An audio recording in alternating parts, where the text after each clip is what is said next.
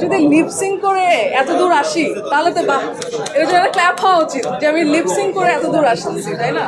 আমাকে মানুষরা ছোটবেলা থেকে দেখে আসছে গণমাধ্যমে। আমি আসলে ইউটিউব থেকে উঠে আসছি, আমি ইংলিশ গান করতাম এবং আমার খালি গলায় অনেক গান আছে। সো এমন না যে আমার এখন শোতে যদি আমি লিপসিং করে শো করি, দ্যাটস দ্যাটস মানে কি বলবো, রিডিকুলাস। আমি যখন এই নিউজটা দেখি আমি রীতিমতো হাসছি। আমি যেটা করি, আমি হচ্ছে যেহেতু পপ আর্টিস্ট, আমাদের লাইভ এবং ট্র্যাক দুইটা মিশ্রণ করে আমাদের পারফর্ম করতে হয়, কারণ আমাদের গানগুলো মানুষ ওইভাবে চিনে। সো ইটস নট যে আমি গাচ্ছি না, তখন আমি গাচ্ছি, আমার ট্র্যাকও আছে, আমার লাইভ ব্যান্ডও আছে। সো এটা একটু আস্তে আস্তে মানুষের বুঝতে হবে, আই গেস।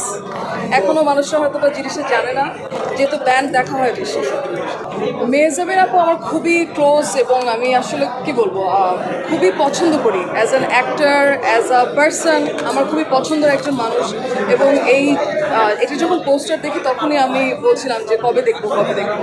তো যখন আমি তার স্টোরিজ দেখছিলাম রেড সি ফেস্টিভ্যালে, রাইট, সো তখনই আমি বলছিলাম যে কবে দেখবো। তো আজকে ফাইনালি উনি আমাকে কালকে বললো যে প্লিজ এসে পড়ো।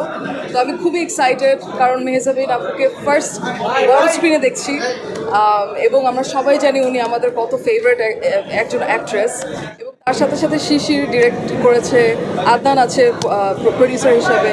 সো এরা তো সব আসলে ফ্রেন্ডস। সো আমি খুবই এক্সাইটেড ফিল্মটা দেখার জন্য। আমার তো আসলে কাজগুলো খুব মৌলিক হয়, একা একা হয়, যে আমি নিজেই গান করছি, নিজেই ভিডিও করছি।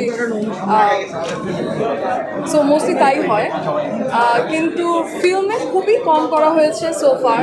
আমার কাছে মনে হয় যে সামনে আমাকে দেখা যাবে, ফিল্মের গানেও দেখা যাবে। আমি জীবনেও আমার অ্যাক্টিং মার্কিং বা আমার গানকেও মার্কিং দিব না।